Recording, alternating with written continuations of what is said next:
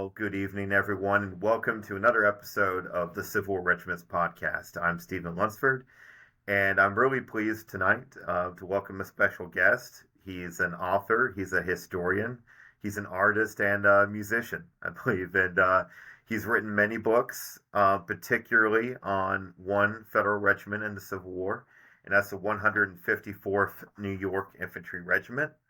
I'm personally excited because I'm a big Army of the Potomac buff, but I'm also have a particular interest in the regiments of the 11th Corps.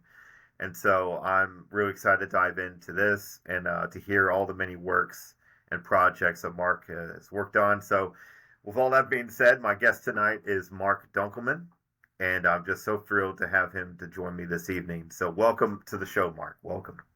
Well, thank you, Stephen. I'm glad to be here. Excellent. And I know it actually, I just recently interviewed Mark Maritato of historical art fame, and he recently collaborated with Mark about his recent art project on the 154th New York at in the Brickyard. And we're going to talk a little bit about Mark's own work doing a mural, the famous Coster mural at Gettysburg as well, and the relation of both those projects. I look forward to diving into that as well, and all your many works. But before we go too far, I like to begin with kind of asking you, where did your interest begin? And then where, when, and how, and why the 154th New York Infantry for you. So please take it away, Mark. Okay, well, those two questions are intertwined. And I would start the story really on a farm in Ellicottville, New York, Cattaraugus County, southwestern New York State, about 50 miles south of Buffalo, where my late father and aunt grew up on a farm with their parents and their maternal grandfather, John Longhans. And John Longhans was a veteran of the 154th New York Volunteers. So my dad and my aunt, during their childhood, heard the stories that he told about marching with General Sherman to the sea. And also they had his relics around the house. Relics of his service. He had his Silver Star 20th Corps badge and memorabilia from his veteranhood, the buttons from his GAR code, et cetera, et cetera. And so they imbibed his stories, they inherited his relics on the death of their parents, and eventually I came along. So my dad was 13 when his grandfather died. My Aunt Florence was 9. So my dad was 16, actually, 16 years old. So he really got to know his grandfather well, you know.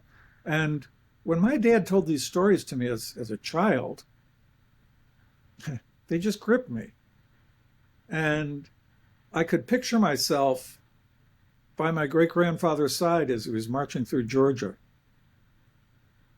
It was just very graphic to me. And I'm going to show you one of the relics that was handed down to me. And these came into my hands during my childhood because my father was so aware of my interest that eventually the box of relics came into my possession. And this is one of particular interest to me. This is a little, as I later learned, paper mache box. And inside of it are 3 cotton balls that my great-grandfather, according to our family legend, picked during Sherman's march to the sea. Oh my gosh. And brought home as a souvenir. Wow. Yeah. Yeah, that is a treasured possession right there. When you see something like this and you hear his story, and you hear these stories of him marching through Georgia, stealing the pigs and chickens of the southern farmers along the way and plantation owners, and how they protested, and how the hordes of Negroes flocked to the army, as my dad told the story. I could just picture it. It Yeah. seized me, And then I'm an avid reader. And so we had sort of a kiddie encyclopedia set called the Book of Knowledge.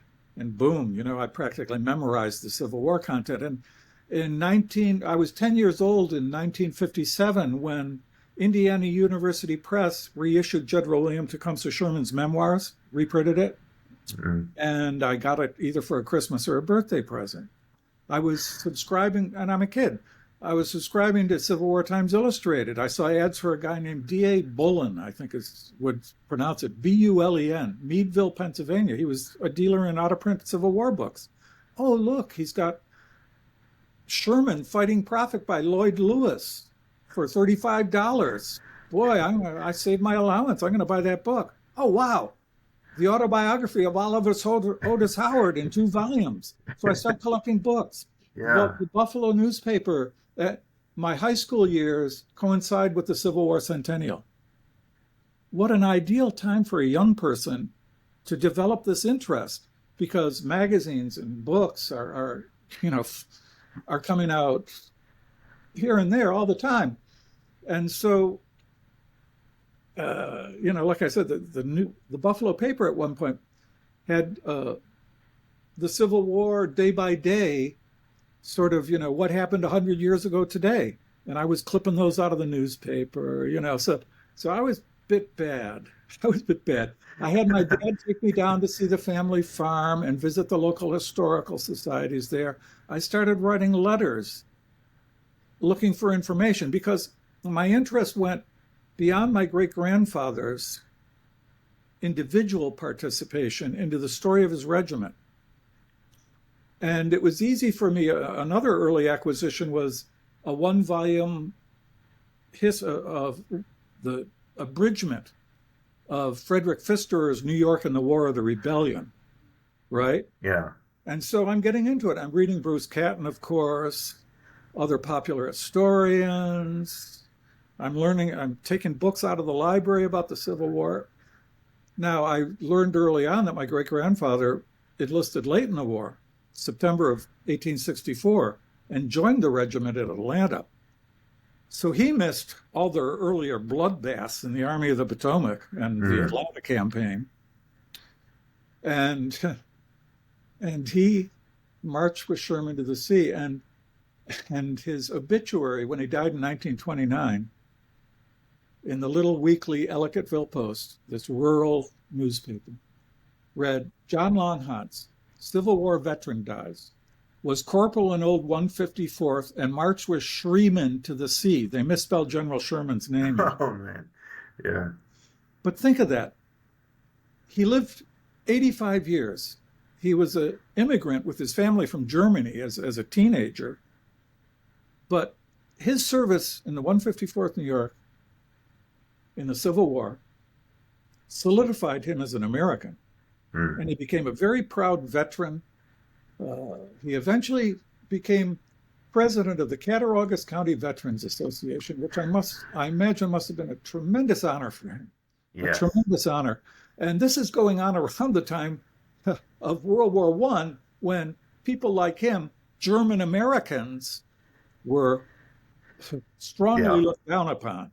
Yeah. Anyway, that's a whole different story. So at one point, my dad brought home a tape recorder from his office. And usually he let me have it. And usually what I was doing with the thing was taking the microphone and putting it through the sound hole on my acoustic guitar and wanging away at it. And then when I played it back, it was like I invented Jimi Hendrix. Very wild sounds came out of that. But one time it occurred to me, I put the machine to better use. I sat my dad down and asked him to tell me the stories. I interviewed him like you're interviewing me now. And I'm so glad I did. Because after I did, I very painstakingly transcribed it on an old typewriter. And I still have that transcript. And so I've got my dad's stories on record, and I can refer to them verbatim. Yeah. Let me tell you one of the most interesting things that he told me about how the enslaved people flocked to Sherman's army as they were marching through Georgia. He always talked about the March to the Sea. They never talked about my family never referred to the Carolinas campaigns. It was always the March to the Sea, you know? So my dad said, and one of these people, they used to attach themselves to the soldiers and act like servants to them. And one of these people attached himself to my great-grandfather. And my dad said, I can't remember his name, indicating, of course, that he once knew this fellow's name. And apparently this African-American attached himself to John Longhance, my great-grandfather, and wanted to come up north and work on his farm.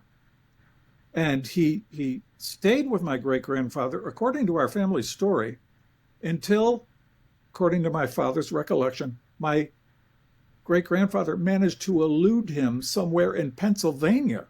So this means this fellow would have followed him all the way from whatever farmer plantation he escaped from in Georgia or the Carolinas, up through Virginia, Virginia to the Washington area, the Grand Review, and then, the muster out, and then somehow on the trip up to back up to New York State, my great-grandfather shook him, if this story is true.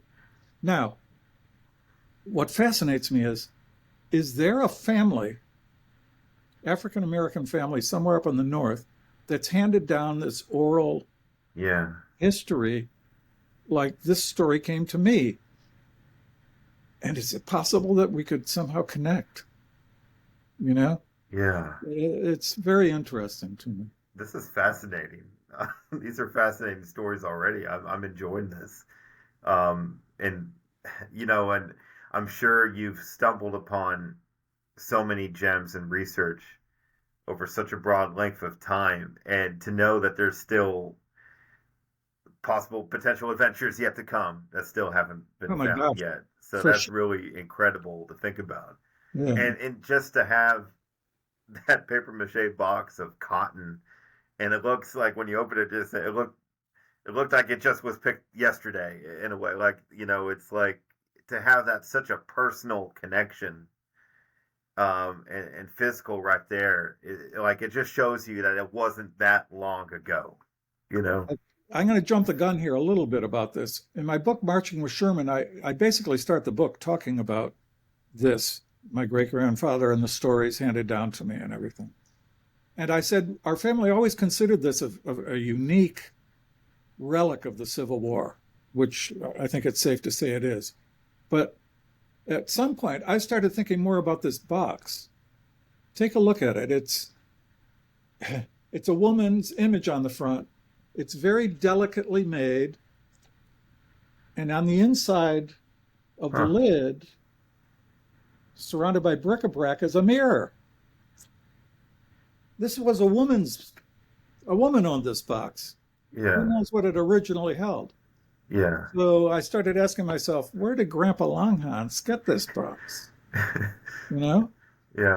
Yeah. So that was so many mysteries that I asked myself in my Marching with Sherman book. Yeah, that's interesting. Let me get back to my story here, because so here I am, a teenager. I graduated from high school. I've been the class artist since third grade, right? I can draw. So my thing was I was going to be an artist.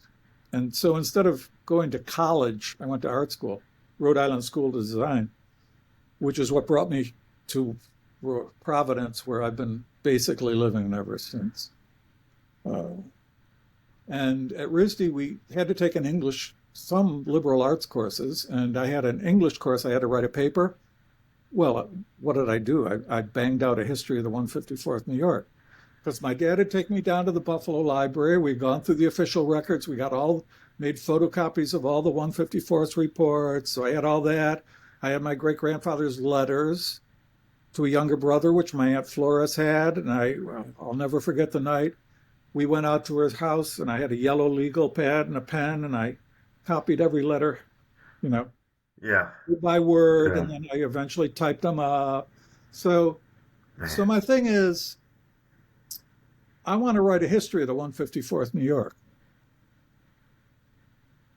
And I told myself, hey, let's do this. This will be a long-term project. Let's do this and finish a history of this regiment by the time I was 50 years old. Okay, so I'm roughly 20. Give me 30 years to pull this off. Well, on my birthday in 1970, my wife and I happened to be passing through Cooperstown, New York, after a visit to her brother, who was at the time a student at Ithaca College. And I'm a baseball fan. I wanted to stop at the Hall of Fame, check it out. But the admission price was something like $350 or something.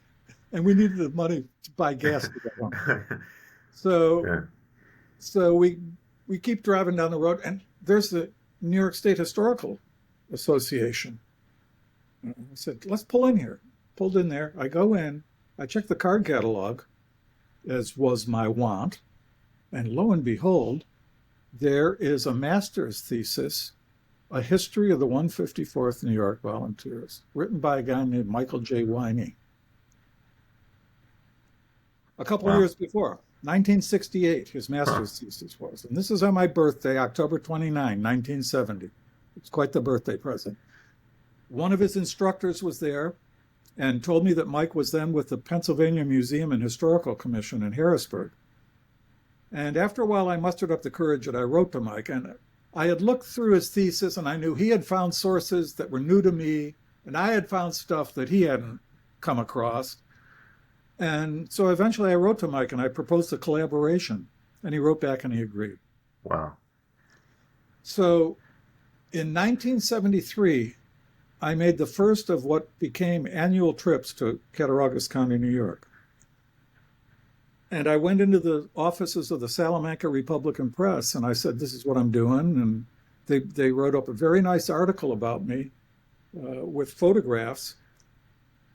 And the gist of it was that I was looking for material on the 154th New York.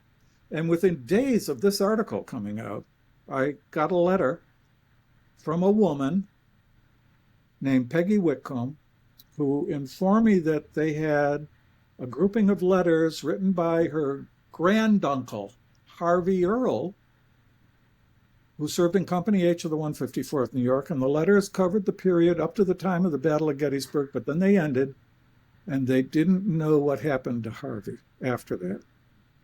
And of course, by this time, I had the New York State Adjutant General's roster of the regiment, etc.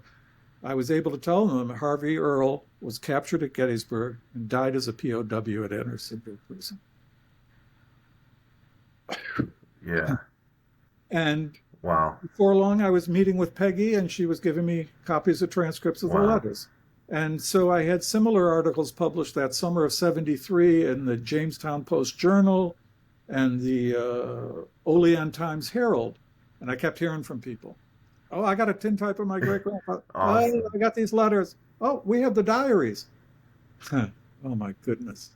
Oh, wow. my goodness. And so I started collecting stuff, and going to town historical societies, the Cattaraugus County Museum, which then was in Little Valley, New York,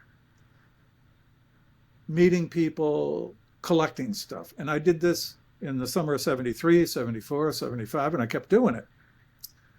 And Mike and I eventually got together, and using his thesis sort of as the skeleton, we fleshed it out with quotes from these letters and diaries that I had located, and included pictures.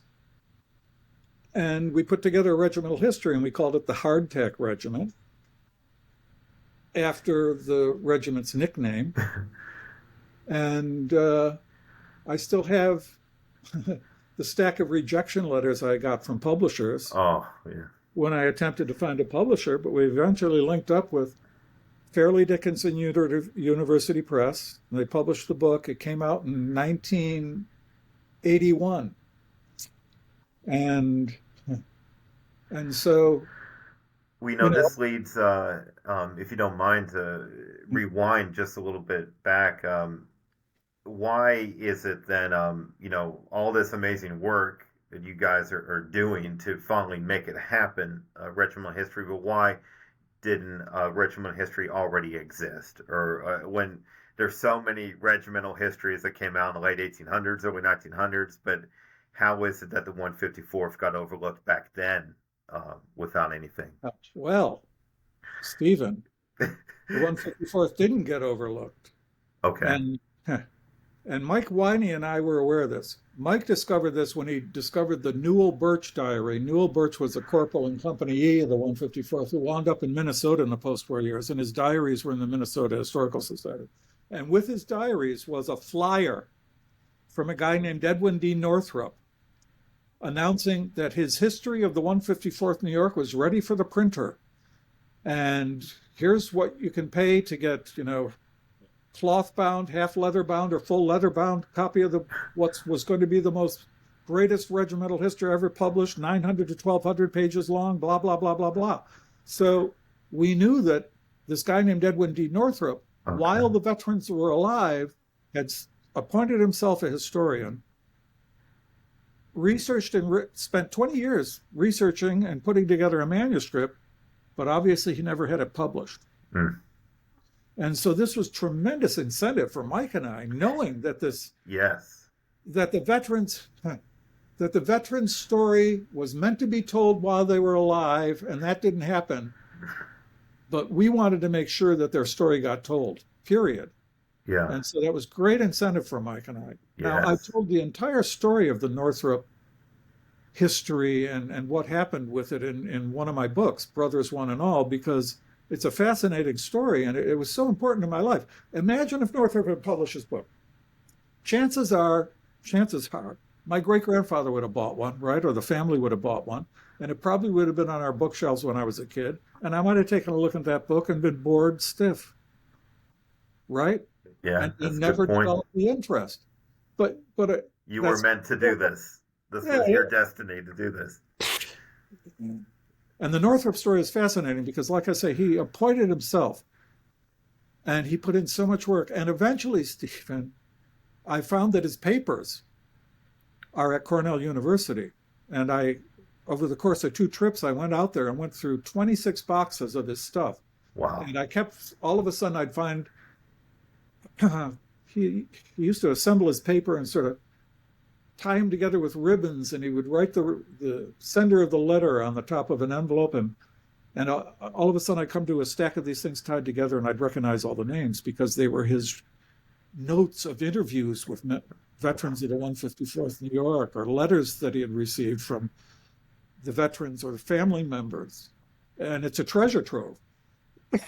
And because Northrop was an outsider, he had an unusual kind of, he wasn't your typical regimental historian. He liked to ask about the deserters, cowardly officers, stuff that you're not going to see in your standard regimental history. And so it's just a great body of material. And eventually, the kind folks at Cornell photocopied hundreds and hundreds of pages of stuff for me, which I eventually transcribed and indexed to make it useful. And I relied on it heavily for my book, Brothers One and All, and subsequent books and articles, because it's, like I say, it's a treasure trove. So since the first one you released is the Hardtack Regiment, your regimental history, but since then, I mean, how many, I'm sure you know the numbers, like how many total books and articles do you think you've written on the 154th in particular? Well, full-length books, 6. Okay. I've also written several booklets. The articles, I don't know, dozens and dozens of articles. I got another one coming out I'm very excited about. But oddly enough, after the book came out, I was fascinated by the story of Amos Humiston. And we told the story minimally in the Hardtack Regiment, but I wanted to dig a little deeper into it. And so I sent for the Humiston pension file from the National Archives, and I started doing more research. We published an article in Civil War Times Illustrated called The Hunt for Sergeant Humiston. It was the first time they had ever related the story.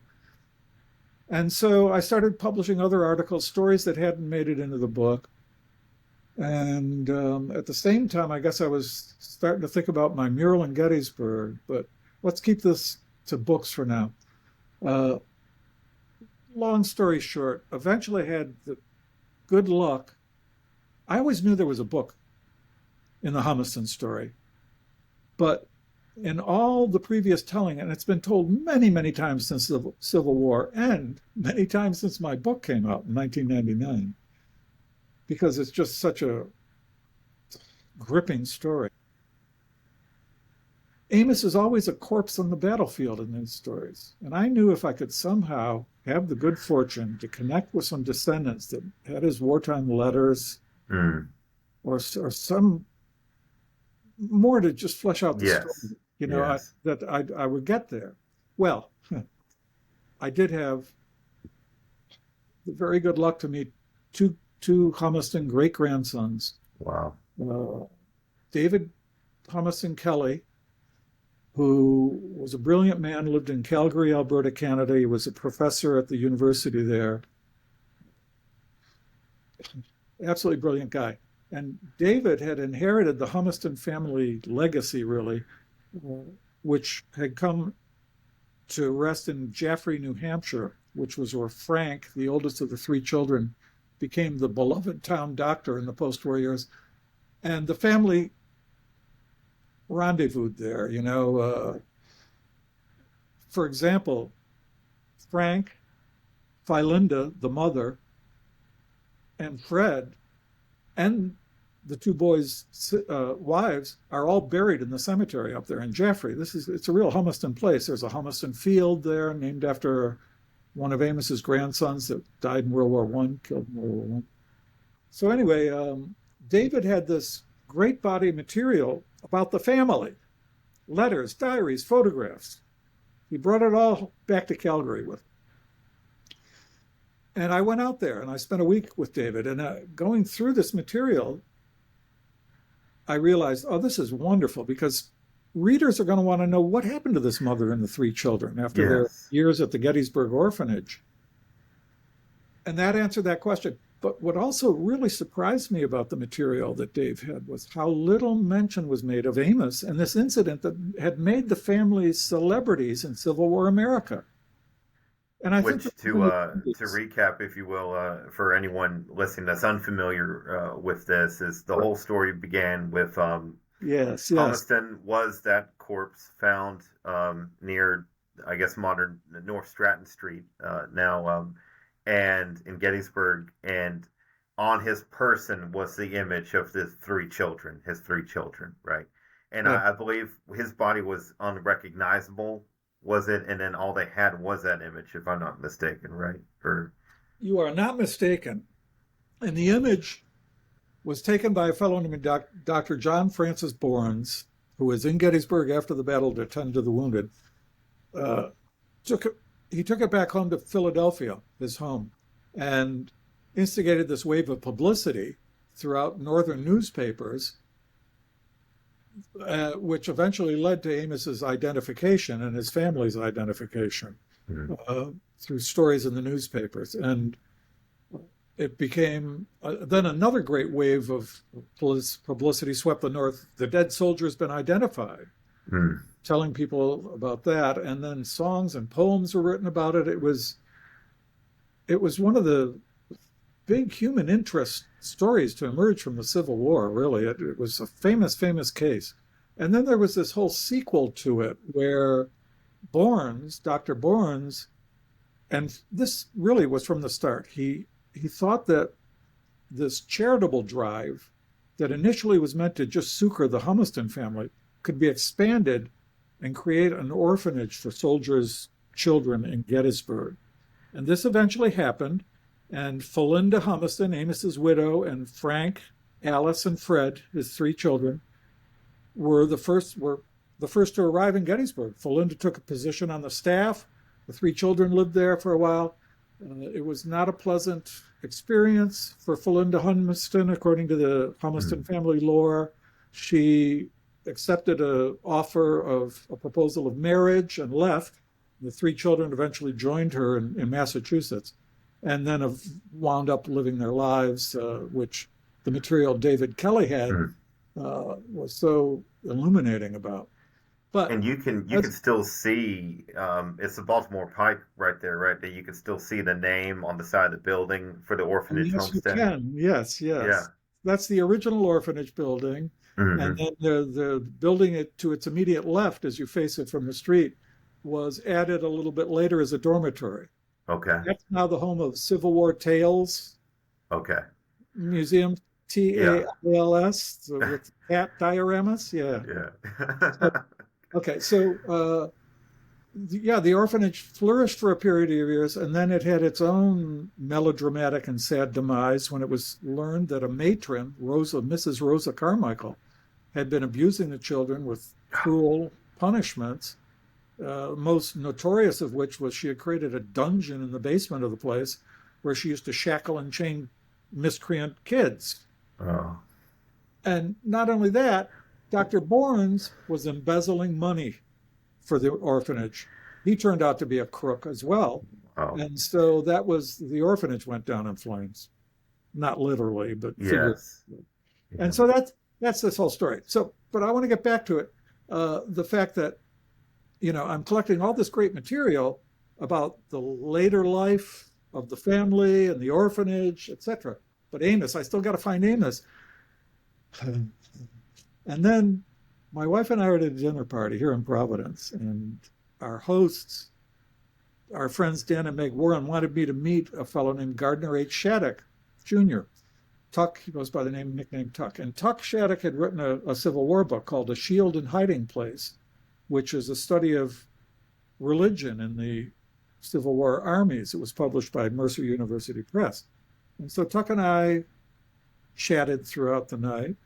And towards the end of the evening, he said, "What are you working on now?" And I said, "The Humiston story."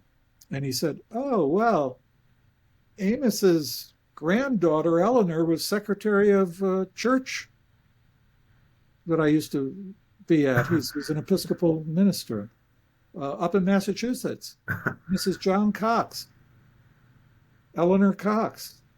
And this was a branch of the family that David Humiston Kelly, who was an avid genealogist, had kind of lost track of. These are descendants of Fred, the youngest child.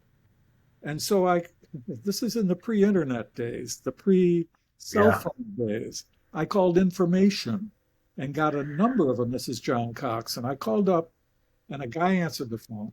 And I introduced myself and I explained what I was doing. And this fellow said, "Well, my name is Alan Lawrence Cox. You're trying to call my mom. My mom's in a nursing home. You're lucky you caught me. I only come by once a month or so to check out the place." And then he said, "I've got Amos's wartime letters. Come on up and take a look at them." Oh. Oh Wow. my God, is right, Yeah. And I went up there and he handed me this shoebox and it had the letters in it. And I started looking at them. And one of the first ones I looked at was written on May 9th, 1863. 1 week to the day after the 154th had been in battle at Chancellorsville, Virginia. And in this letter, Amos wrote this line: "I got the likeness of the children, and you couldn't have sent me anything that would have meant more to me." I'm just amazed by the many revelations and things that you have stumbled upon or been gifted. Yeah. These precious gems, and to hear that, like, that just completes all of that. That one little verse alone. As soon as I saw it, I said, "I got a book. I have a book." Yeah. Because here Amos speaks to us again, And with it was this poem, this very touching poem he wrote called "To My Wife." "You've Yeah. put the children to bed, dear wife, and covered them o'er with care. My Frankie, Ellie, and Fred, and they've said their evening prayer." And it goes on for several stanzas about how they miss their daddy and how their daddy's down on picket beneath the holly tree and thinking of them. It's just marvelous, And Yeah. all these other looks into his life as a soldier. And I said, this is it. I got a book. And then in one of the newspaper articles that came out after the identification mentioned that we knew that he was a harness maker by trade, but this one article mentioned that he had made a whaling voyage to the South Pacific. I happened to have a neighbor, the late Virginia Poe Adams, here in Providence, who was a librarian at the New Bedford Whaling Museum. So I got a hold of Poe and I said, how can I find out if a guy named Amos Humiston ever sailed out of New Bedford on a whaling ship? She said, I'll get back to you, which she did a couple days later, to inform me that he sailed out of New Bedford in December 1850 aboard the ship Harrison, and they returned in April of 54 with a full ship. And the logbook of the voyage is in the Providence Public Library, my backyard. And New Bedford's like a half hour away. And Free Public Library and the Whaling Museum. I got really into the study of the American whaling business, which is one of the best documented early American industries I think is out there. And I wrote 3 entire chapters on his whaling voyage, which the publishers made me cut back to 2.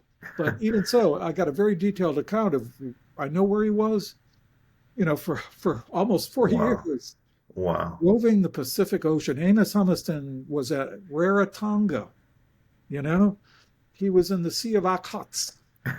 It's just great stuff. Wow. And then, like I said, he was a harness maker.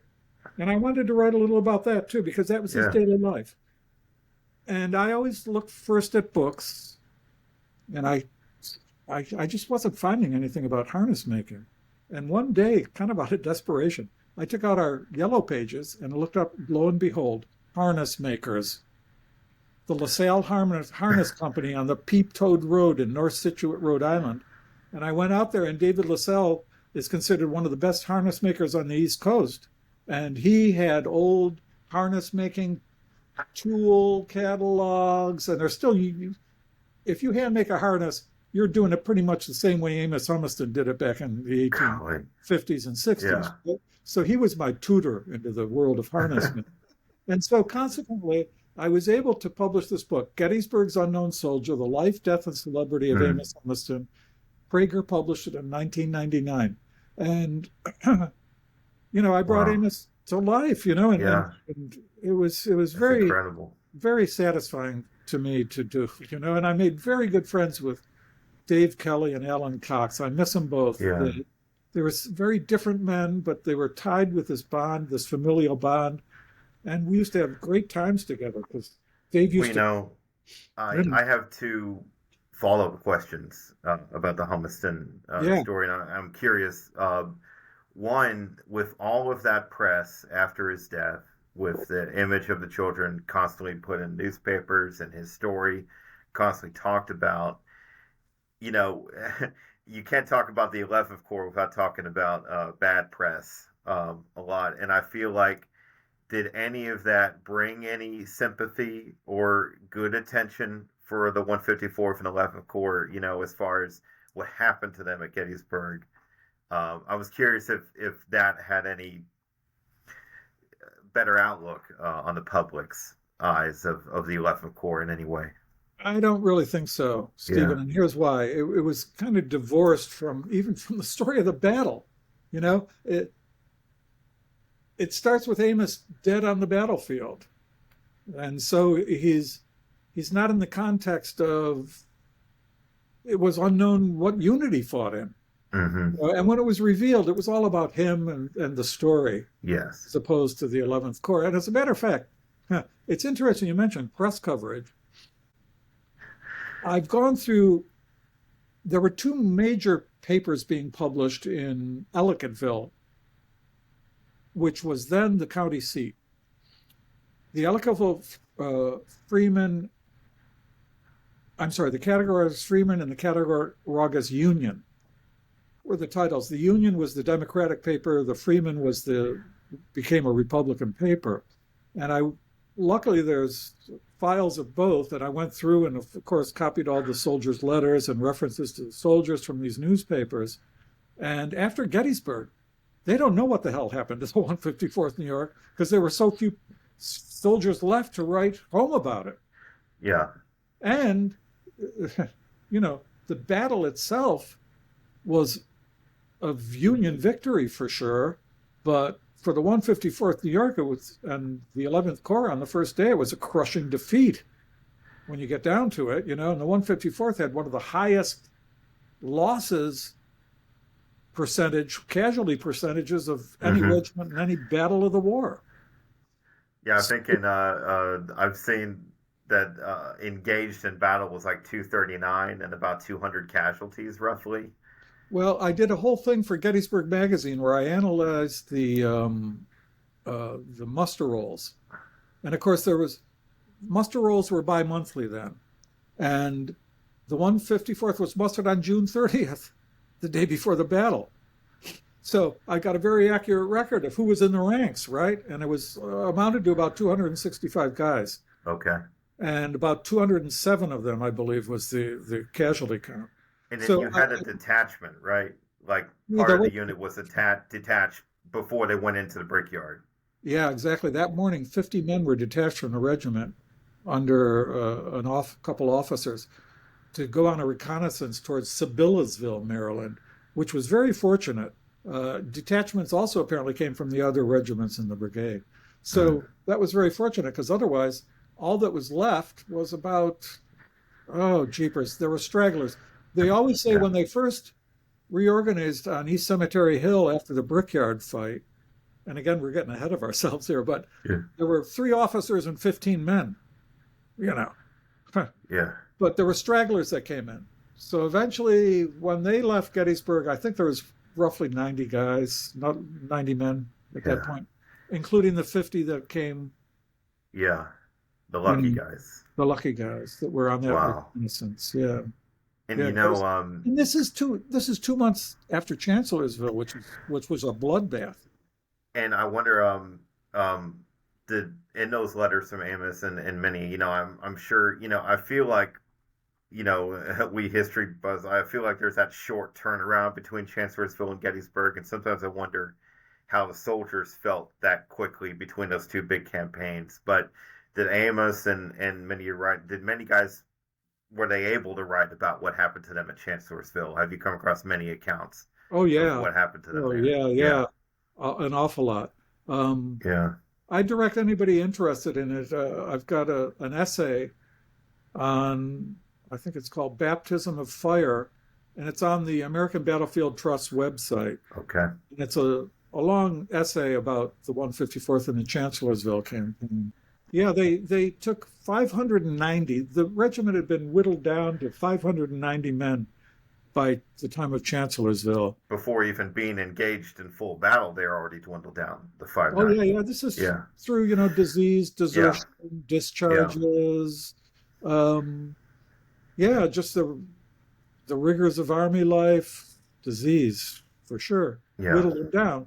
So 590 at Chancellorsville, they lost 240. That's a 40% casualty rate, and the 4th highest regimental loss in the Army of the Potomac at Chancellorsville.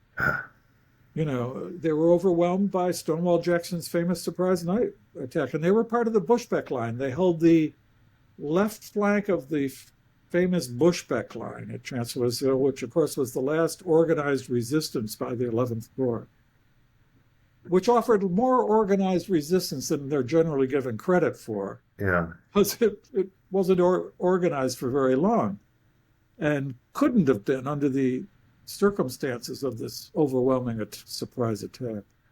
Well, I have to ask you, sir, because when I went recently, well, about 2 years ago, I went to the Chancellorsville battlefield, Mm-hmm. and you don't see many monuments on that battlefield in particular, and we're driving around, and I forget the main road right there, and I see the crescent moon, and I have my dad pull over. We're all in the car together, and I'm like, pull over, right? And it's a very busy road right there. And I look, and I was like, oh my gosh, like it's a monument to an 11th Corps regiment. And I look, and it's the 154th. And I was just so kind of thrilled to see that, and I didn't realize, it was there. And there's only a handful of regimental monuments at Chancellorsville, and I saw that, and it looked fairly new. And were you responsible or have any pull in making that project happen and having that monument there? Yeah, for sure. I mean, in 1986, well, let me back up a little bit. In 1984, I was invited to speak to the Allegheny Area Historical Association. Allegheny is a town in Cattaraugus County. And this was 3 years after the Hardhack Regiment came out. And I met a lot of the descendants who I had met during my researches were there, but there were also new descendants that I hadn't met before. And with them, they had brought some really wonderful stuff. And the thought occurred to me, our ancestors as veterans, exactly a century ago, were meeting on a regular basis here in Cattaraugus County at annual reunions. Why can't we as descendants meet here in Cattaraugus County every year to honor, to represent and remember our ancestors of the regiment? And so in 1986, I put out a call for a gathering. We couldn't call it a reunion because we hadn't met before. Anyway, this year's going to be the 38th annual reunion of the 154th New York, right? And every year we have a different topic. So for around our 10th, it occurred to me, we've got a beautiful monument at Gettysburg on Coster Avenue to the regiment, which was erected by the New York State, dedicated in 1890. And, you know, there was a gathering spot whenever the veterans went down to Gettysburg for reunions or special events.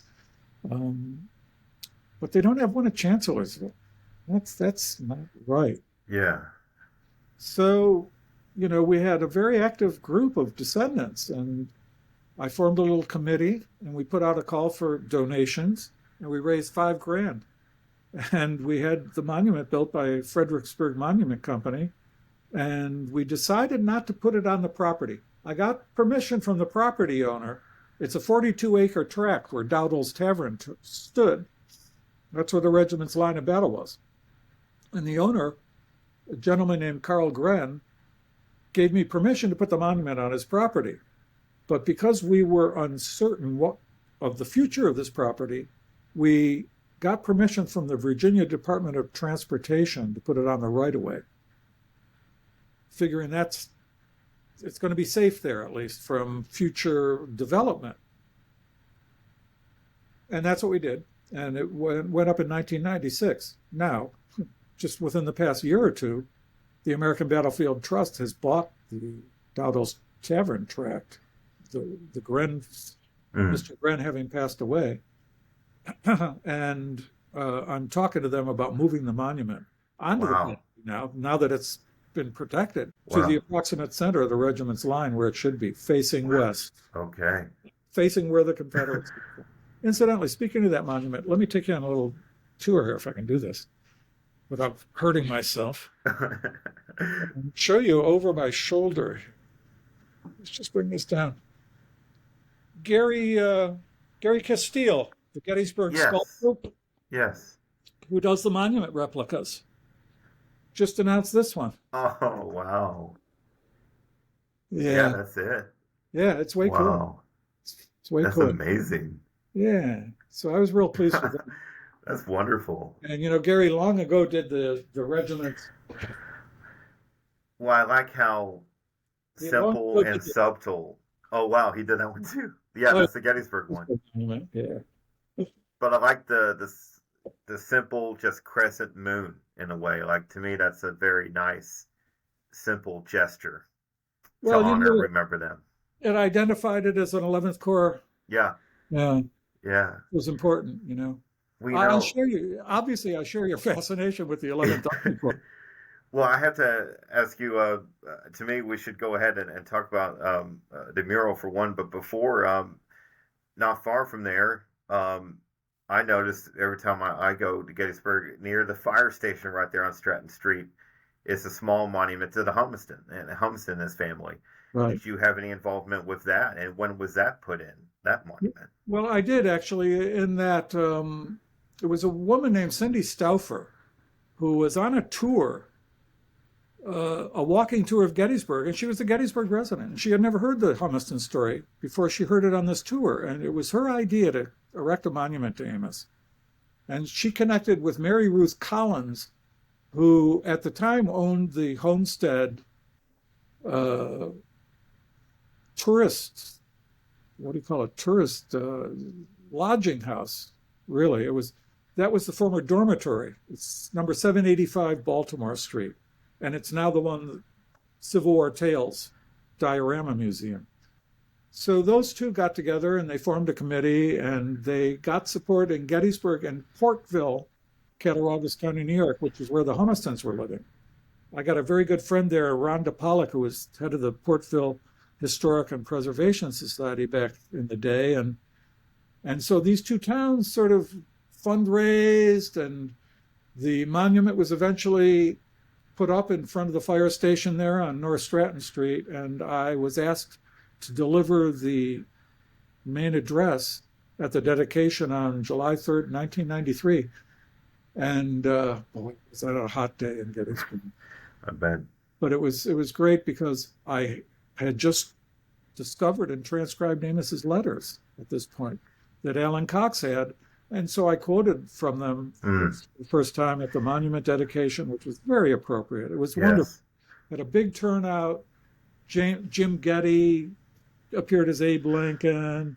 There were songs. The Portville high school band came up. You know, it was a big, great. It was really wonderful. It was a big honor for me, you know. Yeah, and I love that it's there. And so now, so I'd like to talk about now going into the mural, but like I love going down Stratton Street right there and visiting the Humiston Monument. It's hard to, find a good place to park somewhere to see. You can't park in the fire station also. But park somewhere, walk down to it, and then I love visiting Coster Avenue. And so I'd love to talk about that project. When and how and where did that inspiration come to create that mural right there in Coster Avenue? And when was that? And did you have to go through a lot of hoops to get that done, or was everyone cooperative with that project when you were able to do it? Okay, well, I obviously had been visiting Coster Avenue now and then. You know what's strange is I can't remember the first time I went. I'm pretty sure I went as a kid, but I don't remember it. I remember being in Washington in 1964 at the National Archives when, I was a high school student then. My parents dropped me off and gave me a couple hours, and I went through they actually took me into the stacks and delivered 3 big boxes of the 154th New York papers. And it was a little more than I could absorb in 2 hours. But anyway, so I have been to Coster Avenue. So my wife and I happened to be there on a visit in 1970. And we saw this concrete block wall was being built 10 feet behind the monument to the 154th New York. Now, the monument to the 154th is on private property. I mean, rather on NPS property. Coster Avenue is the smallest portion of the Gettysburg military park. But it's been hemmed in by the town as time's gone by.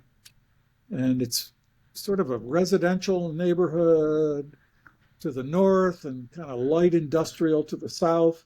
Yeah, it looks nothing like it would have during the actual battle. Whatsoever. No, it's been hemmed in by the town. And it's a roofing company to the south, and they were building this extension to their warehouse. And I said to myself, this is going to be an ugly backdrop to the 154th New York Monument. But then I realized, it's a blank concrete block wall. I could put a mural up on this wall depicting the action that occurred here on this very spot on July 1st, 1863, and in essence make the wall disappear and bring the scene back to life. And so the first thing I did was contact the Goldsmith Roofing Company and got their permission. And then I started doing drawings. And I tell this whole story in my Gettysburg publishing book, Gettysburg's Coster Avenue, the Brickyard Fight and the Mural. And that's my final pencil drawing there. Oh, wow. Pencil drawing on the top of that. So I started doing drawings, took a lot of pictures down in Gettysburg, and I assembled some experts as consultants. Bill Frazanito, Kathy George Harrison, who was historian at the military park, and Colonel J. Matt Sheeds, who lived down on North Stratton Street. His is the first house after you leave the fire station and the Humiston Monument. You cross the railroad tracks. Mm-hmm. The first house on the right was Colonel Sheeds' house. Oh, wow. Okay. And Colonel J. Matt Sheeds was a legend in Gettysburg as a historian. He also taught in the high school for years and years, highly respected. When John F. Kennedy came to Gettysburg to tour the battlefield in 1863, it was Colonel Sheeds that gave him the tour of the battlefield. Mm. And Colonel Sheeds had played baseball on Coster Avenue as a kid. So these people would critique my drawings, and eventually I got a drawing we're all satisfied with. But I had never painted anything at that scale before. And I knew I couldn't do it by myself. I had the good fortune to be introduced by a fellow artist to an artist named Johann Bjurman, who was a Rhode Islander. And I told Johann about my project and asked if he'd be interested in collaborating. And Johann had done not only a lot of mural work, he had painted billboards. And he agreed, and he talked me into painting the thing, in essence, like a billboard, which we did. We painted it here in Providence, trucked it down to Gettysburg, and put it up on the wall. And it was dedicated in 1988 on the 125th anniversary of the battle. Wow. Wow. And to me, that this has to have helped visitation at Coster Avenue, because I wonder what visitation was really like before the mural was in there to draw that added attention, because a lot of people could just not even think to drive down that area sometimes. And even today, it seems like it's still a hidden corner of Gettysburg. But do you think by doing this project, has it really awakened a lot of more attention and interest in at least visiting that corner of battlefield there? I certainly hope so. Well, I think it has to an extent. The double-decker buses don't get down there. That's no. Sure. But you know what? The way my sort of measurement of that is, in all the times before the mural went up and I visited Coster Avenue, I never saw anybody there. Mm-hmm. Every time I've been back to Coster Avenue since the mural went up, even if I've only been there for like a half hour or so, somebody's come by. And the reason I did this mural project was to draw attention to an overlooked portion of the Battle of Gettysburg and the battlefield of Gettysburg. And I think the mural certainly has done that, because, like licensed battlefield guides take people there. And other people learn about it. It's well off the beaten track, as you point out. Most of the Gettysburg battlefield, that's part of the National Park Service, Gettysburg National Military Park, is contiguous. The first day is larger than the second and third day. This is this tiny little isolated island off of North Stratton Street, not very far from Gettysburg College. It's, if you don't know about it, you ain't going to see it. But, part of me, every time I go to Coster Avenue, honestly, because it's a little island, it honestly helps me envision even more that Coster's brigade was this tiny island overwhelmed by Ewell's Corps driving in. And so these houses that are butt up on that little patch of grass now, it feels like that Confederate attack overwhelmed. Like, you get the sense that I feel trapped. When I'm in Coster Avenue, I feel very closed in myself because of all the buildings that are surrounding it. And it almost, in a way, helps you understand even more the situation that they found themselves in, being trapped and being mostly captured. That's what I take away when I go. I mean, I wish it was more open, but at the same time, maybe it helps convey that a little more of what their horrible situation ended up being. That's an interesting way to look at it. Well, that's one reason I'm very grateful that Mark Maritato did his painting, and I love. Yes, please talk about how he reached out. I'd love to hear your point of view on this project, because I recently interviewed Mark about the new project, but I'd like to hear your point of view of how all that went. Yeah. Well, he got a hold of me years ago. I think it was 2018 or thereabouts. Told me he had this idea. He wanted to paint the Brickyard fight, and could I help him? And I was very happy to do so, because I dig it. It's great. And I'm very pleased with his. So, he would send me drawings and I'd comment on them. And eventually, just recently, he sent me his a complimentary print, which I was very grateful to receive. And Mark might be a little distraught to know that I don't have it framed up yet. It's still rolled up, but he also gave me this, which he Yes. showed you. He showed you this during your interview with him. Yes. His original color Yes. gouache sketch, which I'm very pleased to have. And while I'm at it, I want to show you this. Let's see if we can do this. Oh, Okay. I see. You see this painting? Yes. Is that a Schmel or This is Brad Schmel's yeah? original oil sketch for his painting. Wow. So I want to mention that to me it's an honorable thing that both of them reached out to you when doing their projects, almost knowing that you're the OG as far as recreating the brickyard. So in a way, it's compelling that they both offered those gestures to you. Well, I was very appreciative. I was Yeah, happy to help him out. yeah, I welcome the next artist that wants to put the yeah.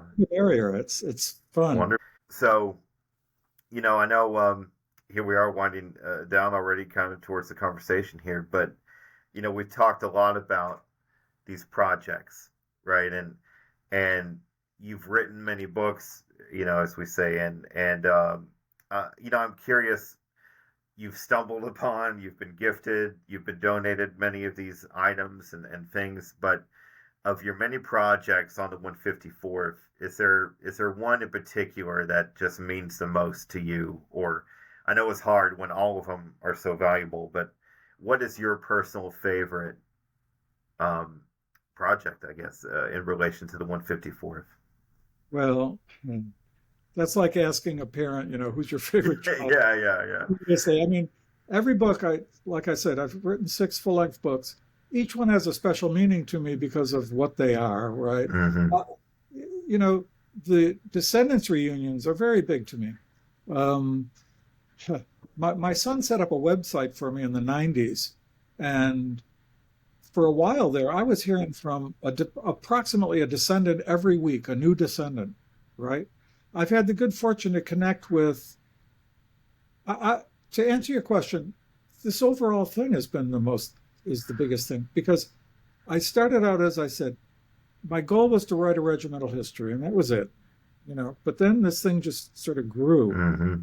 and I've had the good fortune to connect with 1,380 descendants of members of the regiment. They provided me with more than 1,700 wartime letters, 20 plus 25 plus diaries, photographs of more than 250 members of the men, a vast amount of stuff. And the entire collection, my late partner Mike Winey, his portion of our collection is already at St. Bonaventure University in a special collection, the Mark H. Dunkelman and Michael J. Winey collection of the 154 Wow. York. And that's where Yeah. all my stuff is going to wind up too. Yeah, and it's going to be in Cattaraugus County. Mike and I figured that that's where our material should be, where the Wow. regiment came from. So Yeah. so these to get together every year and represent and remember our ancestors, that's a big thing for me. To Mike and I, for all those years, it was like New Year's Day for us. This is starting a new year of 154th New York research here, and, Yeah. and we, it's, Well, I love, and to me, that's why, again, I feel like, I mean, and you must feel that it is that destiny that it didn't happen in the 1800s, but it happened in your lifetime, and you were able to collaborate and make these projects happen and cherish and honor those memories for all the many years of your work.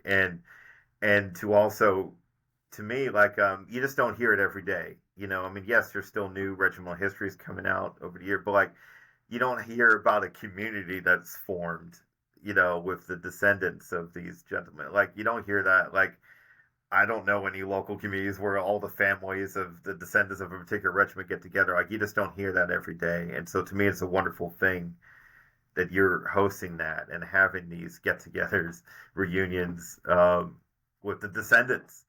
And then, and keeping the interest alive there, because so many, times, like, people like us have that interest, But then, like I run into people a lot who are related to famous Civil War persons, but they don't care. It's not a big deal to them. But for us, it's a big deal. And so for you to keep that alive, it's a beautiful thing. And I do have to.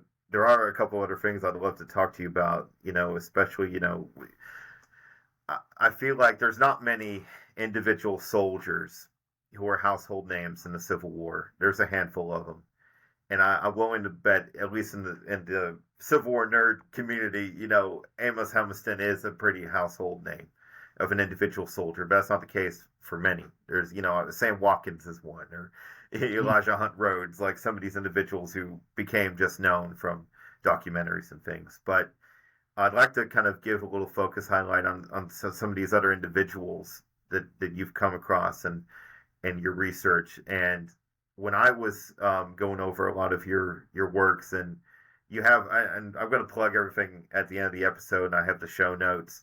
I'm going to link to your website because your website is full of resources. But one thing I stumbled upon in there is the story of the Bishop brothers. And to me, it was remarkable to hear that almost a year apart from each other, two brothers who are both color bearers get shot down in two crucial, pivotal moments. So if you don't mind, I'd love for you to share how you came across those stories and pieced all that together about the Bishop brothers. Yes, Lewis and George Bishop, both members of Company C, the 154th New York.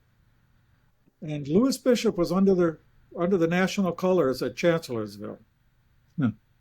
And the bullets, there were 20-some bullets, I believe, that pierced the flag at Chancellorsville, and 3 that hit the staff.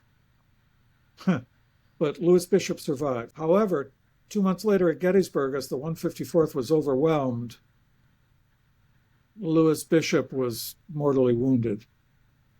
He lingered for days after. I believe he died towards the end of July. He was at the Spangler farm. And Emery Sweetland of Company B was a private who was he stayed on to nurse the wounded after the battle.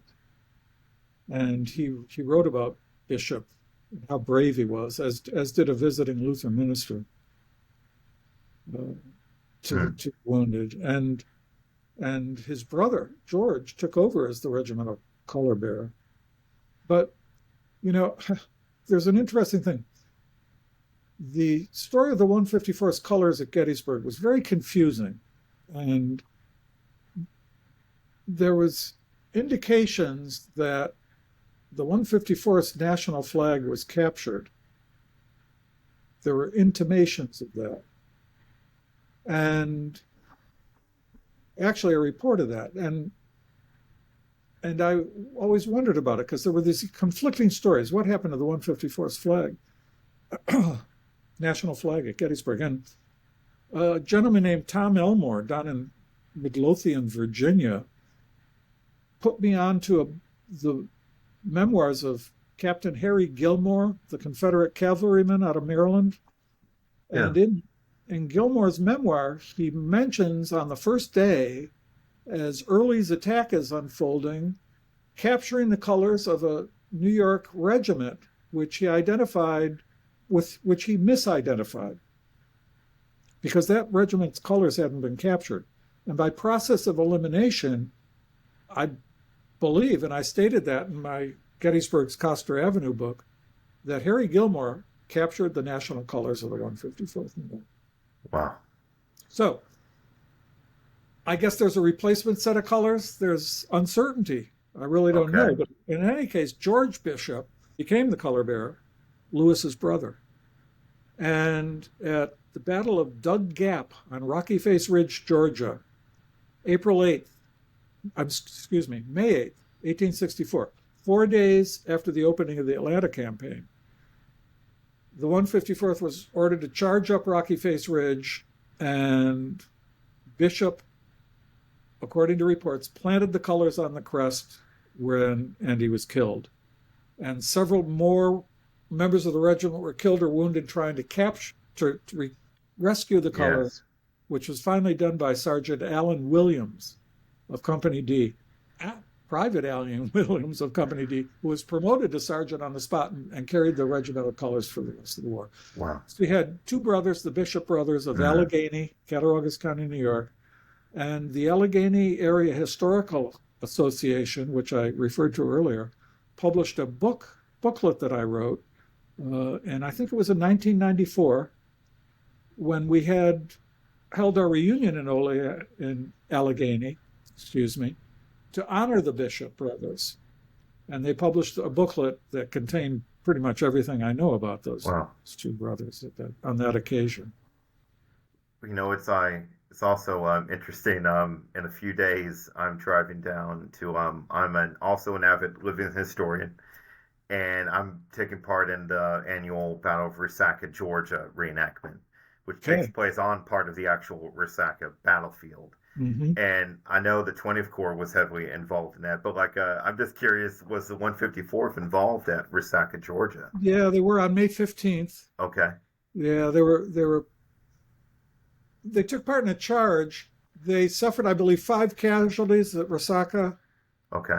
And you know where, I guess it was Van Corpett's battery was? Yes. Okay. Yes. So, and the 20th Corps, in essence, took the battery, but then they had to dig through the earthworks to remove the guns. And this was happening at night. And the 154th and other regiments of its brigade was sent up there to do that work. And as they were working, the Confederates opened fire on them and they skedaddled. Wow. Yeah. Okay. But eventually, some units managed to get those guns out of there, if I remember correctly. Yeah. Wow. Rocky Face Ridge, Dug Gap, they took 56 casualties, I believe, which was approximately, I think, roughly like a 25% loss rate. And then Resaca, not so much. New Hope Church, a few more wounded. What was another brutal one was assaults along the Lost Mountain, Brushy Mountain line, the Confederate defensive line there. They made assaults on June 15th that cost them heavily too at Gilgal Church. Last year's reunion was all about the Gilgal Church, Mud Creek. 2 brutal days in Georgia. And I had all these wonderful accounts written by the soldiers, in particular Emery Sweetland, who I just referred to, his reminiscences. I had a wartime letter in which he talked about burying this soldier and this soldier's last words to his wife. And then 30 years later, Edwin D. Northrup is interviewing him and transcribing his reminiscences. And Emery is remembering this like it was just yesterday. The same experiences he was writing about in his wartime letter were still vivid to him 30 years later. Yeah. Wow. Remarkable. And so I look forward to being on some of these grounds here in a few days. But, I have to ask you on the note of these locations and battlefields, and I'm sure in your many research projects, you've also gone out on the road to visit a lot of these sites and places. But of the many, locations, which one do you feel drawn to the most, or which one really makes an impression on you the most? And I'm sure all of them do in a way, but is there one that you frequent more than others that you go to feel like you're closest to the 154th? Well, Gettysburg, what can I say? Because of my mural, the Humiston, I consider North Stratton Street as my area of the battlefield. Yes. Yeah. To most people, they go down North Stratton Street, they don't even imagine it as a battlefield. That's exactly what it was, and that, like I said, the Coster-Hayes-Avery fight had been so overlooked. Coddington devotes 2 sentences to it. I mean, come on, there were almost 800 casualties between the two sides. Yeah. Fight, so Harry Fans has an entire chapter on the Brickyard fight, which is great. It has become a better known part of the Battle of Gettysburg, and I think that I'm not going to make any great claims like it's because of Coster's stand that the 11th Corps was able to, make its retreat to East Cemetery Hill. But it was greatly facilitated by Coster's stand. That's for darn sure. Mm-hmm. And when you think of one of the great controversies of the Battle of Gettysburg is, could Ewell have taken East Cemetery Hill on that day? Well, he just used up 2 of his brigades, and he only had 1 fresh brigade left after the Coster-Hayes-Avery fight. And so, I think that it was an important action in the battle, and it's finally getting the acknowledgement of that and recognition that I believe it deserves. Rightfully so. And, to talk a little on, we talk about, fortunately, it wasn't always low moments in the 154th. There were higher moments towards the end of war, too, for them. But it's, unfortunately, we always talk about the 11th Corps is just known for getting whooped at Chancellorsville and whooped at Gettysburg and beaten and overran. That's just the narrative that you hear. And I remember reading some of my early books on Gettysburg, whatever kids' books, like they only mentioned 11 Corps, a bunch of Germans that ran away, or like. And also, my understanding always, even as a kid, first reading into these things, is I fully believe that the 11th Corps was nothing but German immigrant soldiers that nobody spoke English, and it was just all. And it wasn't until much later in my research I found out, wow, no, dozens of regiments in the Corps were English, American-born regiments, and not, and they get overshadowed because of that hatred, bias against the ethnic regiments. And so, if you'd like to talk a minute on the impact of that and on the 154th, and the difference there too, where maybe after the war there was a lot of bickering in the newspapers back and forth. I've seen a lot of the Tribune articles where you have 11th Corps men arguing with 1st Corps men and vice versa, and also how a lot of these 11th Corps regimental histories did or didn't come about, maybe for some of that bias against them. But can you speak about them being, the 154 being mostly a non-ethnic regiment in the Corps, just what that impact made on them, their legacy? Yeah, and indeed, I wrote an entire article about this that appeared in the Yearbook of German American Studies, I think, and I called it Hardtack and Sauerkraut Stew. And as you stated, the 154th was composed primarily of native-born American, Anglo-Saxon derived people. There was not overly large, not overly small contingent of Irish German immigrants. There was at least one known Native American, a couple of mulattoes, as they were called, mixed race people.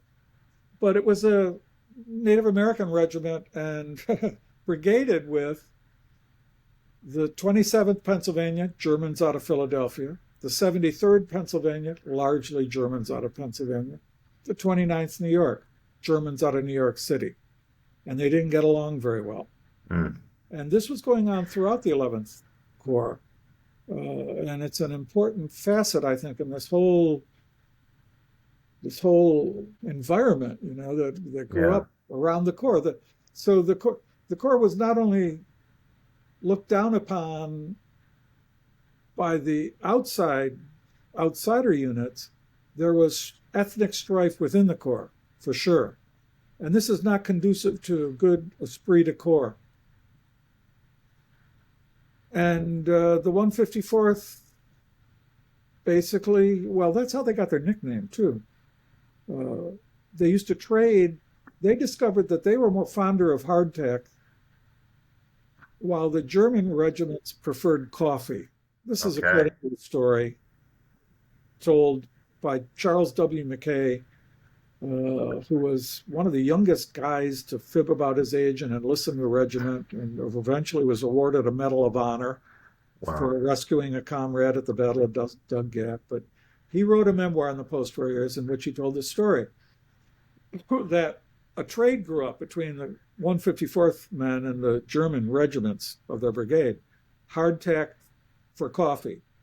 And the 154th men started drying out their used coffee grounds and trading those for perfectly good hardtack, if there was such a thing. And the Germans,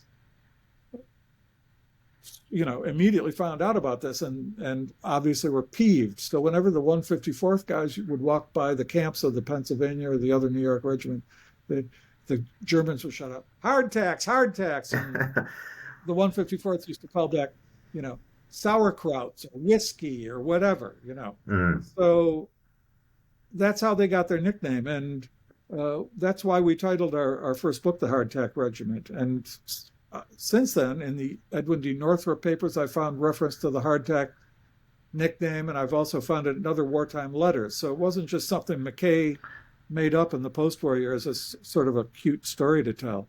Yeah. Yeah. Wow. So, in essence, the 11th Corps was sort of taken apart before the move out west, in that, one of the divisions didn't go with them. So you had two divisions out there. And then when Coster left, right? Even Brigade Commander Coster was reassigned or something? Or I don't know what happened to Coster, to tell you the truth. He was gone. And Bushbeck was back in command at that point, Colonel Adolphus Bushbeck. And it's a shame that Adolphus Bushbeck never received a brevet brigadier or generalship. Are you kidding me? He led that brigade very well at Chancellorsville and subsequently during the Atlanta campaign until the 27th. His regiment was the 27th Pennsylvania, and their term of enlistment ran out in June, I believe it was, 64, and they left. Whereupon Patrick Henry Jones of the 154th, Colonel of the 154th, took over. Another guy. I wish we had more time to wrote a book about that guy. Anyway, by this point, the 20th Corps, the German element was still there, but the German officership was largely gone. Adolf von Steinwehr was another good general. He was gone, know. And so, it was a big cultural shift when the 20th Corps was formed, as far as the German element went. Oh. And I know we could spend a whole episode talking about, because I think another thing that happens when we mention 11th Corps is, you can't help but talk about Chancellorsville and Gettysburg. But sometimes, I think there is a little more attention given now with some newer works on the Atlantic campaign to give attention to the 20th Corps, 11th and 12th combined, in the Atlantic campaign and going on to the March to the Sea, the Carolina campaign. But you could talk a whole episode on everything that happened to them there going on. And, and I think their tragedy moments overshadow some of their more highlight moments in their history. And I know that's what you're trying to focus on as well, to bring that to light, and as well as projects like the Humiston Project, where you're humanizing an individual there, an individual casualty, giving people a better understanding of his story.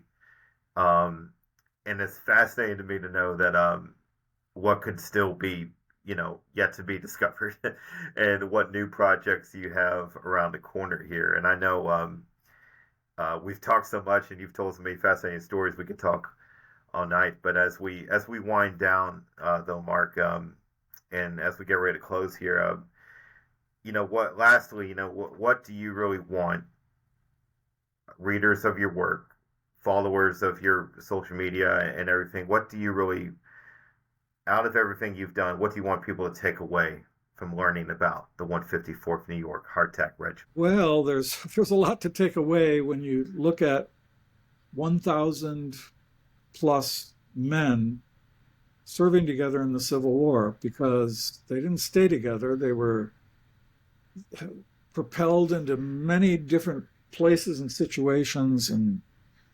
experiences. And overall, I would say that it was a fighting regiment, as they were called. They didn't do garrison duty in Baltimore for 3 years. They had very active service in both theaters of the war, which is not the usual.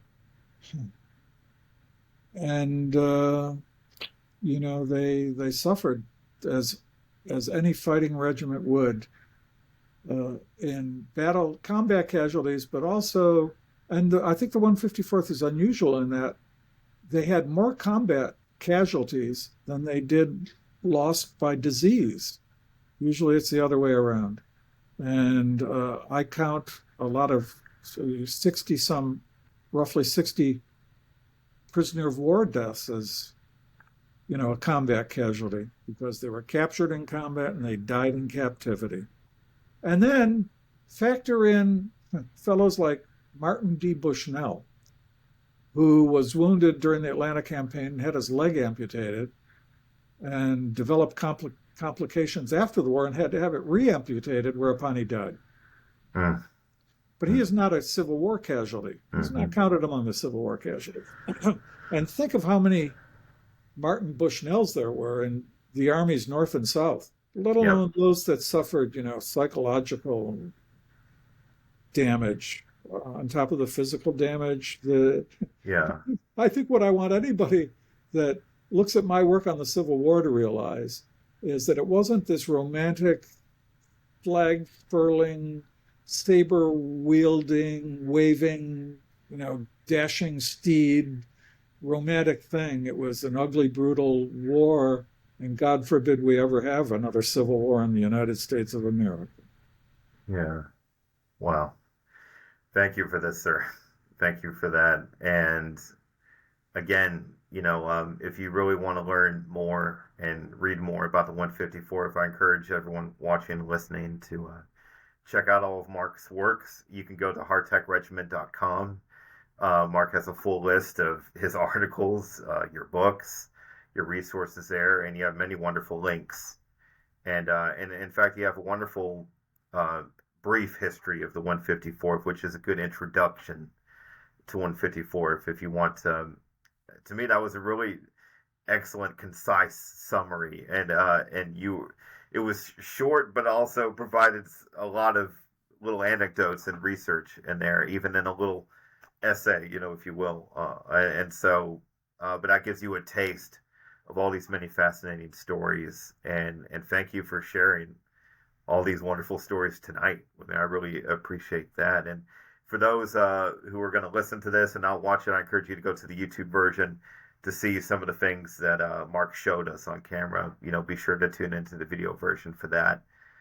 But Mark, I want to thank you especially for joining me tonight. Thank you for everything that you shared with us tonight. I really appreciate you joining me for this. Well, I was glad to be with you. Another spin around the old office here. Yeah, I enjoyed it, Stephen. Thanks a lot. Hey, before we say goodbye, I hope you're familiar with Jim Pula's 2-volume history of the 11th Corps. Yes, I am. I own them. Yeah, got them in the library. Because Jim is sort of rehabilitating, if you will, the reputation of the 11th Corps, I think, by his analysis of what really happened at Chancellorsville and Gettysburg, and the unfairness of them being made the scapegoats for these losses. Yes. Yeah. And I applaud everyone that's doing projects, and I will I'll showcase a few here. I have some copies here. Brothers, One and All, Marching with Sherman. Hey, great. So you see some of Mark's books here, and believe me, I'm going to link all these books in the show notes for everyone to learn more and check out. And please see this lifelong work that Mark's done. And next time you go to Gettysburg, visit the Coster Mural and check out. It's a short walk down. It's either a short drive or a short walk down Stratton Street to see if you see it by the fire station right there, the small monument to the Amos Humiston. And also next time you go to Chancellorsville, look for that crescent moon. And I look forward to the relocation of that monument as well. But thank you, sir. I want to thank you again. And I hope we get to talk again, maybe down the road some more, give some more attention to these New Yorkers. And so, but with all that being said, I thank you very much, sir. Thank you, Stephen. I enjoyed speaking with you tonight. Thank you, sir. And I thank you all for listening and watching, and stay tuned for more episodes to come. But until then, have a good evening, everyone.